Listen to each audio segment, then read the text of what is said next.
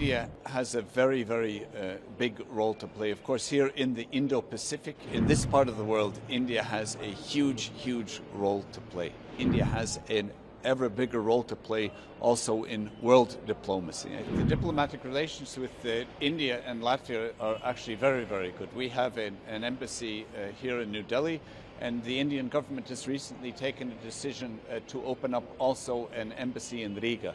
So the bilateral relationships are very good, and the relationship between the European Union and India is also growing and developing in a very positive direction. Given the unrest in various regions like Russia, Ukraine and Middle East, like Israel, Hamas war is going on, how do you assess the current global threat level? Well, the threat level, unfortunately, is going up. We are seeing more and more disturbances to the international order as we see it. And here, when we look at the basic values that we live by in Europe, the basic values that you live by here in India, is democracy and the rule of law. And it's very important that democracies work together to help to stabilize as a counterweight to the unrest which is happening, unfortunately, more and more. Mm-hmm. And what is your thoughts on India's role on the above war-torn countries? I think India has a very big role to play. Of course, here in the Indo-Pacific, India is the big power, but also in, I think, as a big democracy here in the Indo-Pacific, I think it's very important that we work from Europe's side together with India, and India works together with Europe to coordinate to find more areas of cooperation, because the world needs stability, and that stability needs to be based on our basic values and also on the UN Charter of International Law. So we hold all of these values the same in Europe and in India. And in this part of the world, India has a huge role to play.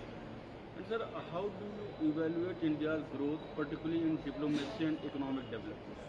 Well, the economic development is very impressive. Of course, India is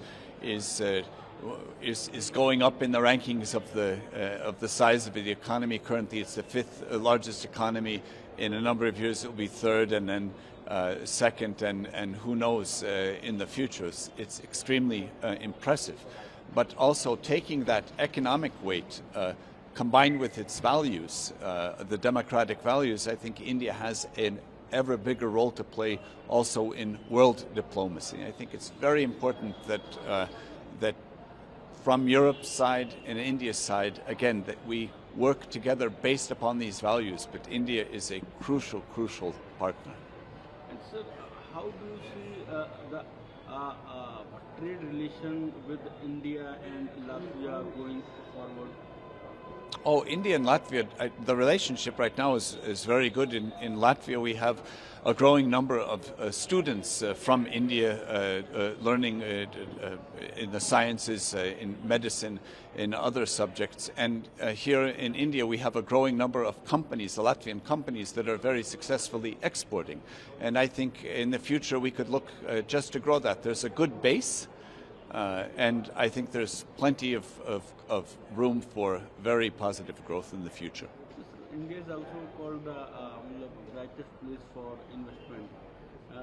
As a country, how do Latvia see India as an investment destination?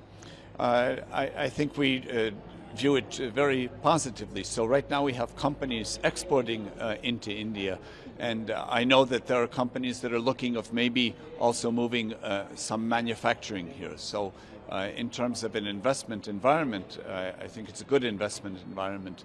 And the important thing is that we have the communication, the travel back and forth, and as we get more people contact, as there's more economic contact, I think that there's a future in that as well. And sir, this is your first visit to India. So what is your engagement? What is your agenda other than this Raisina, participating in Raisina Dialogue?